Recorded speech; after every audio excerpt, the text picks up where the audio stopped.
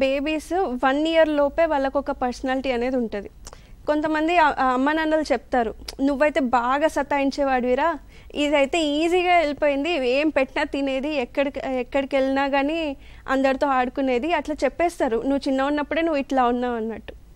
కొంచెం సెన్సిటివ్ పిల్లల దగ్గర స్ట్రిక్ట్గా ఉండడం మంచిదే, కానీ వాళ్ళు ఒకవేళ ఒక తప్పు చేస్తే వాళ్ళు ఎందుకు తప్పు చేశారు అన్న క్యూరియాసిటీ మనకి పేరెంట్స్గా ఉండాలి.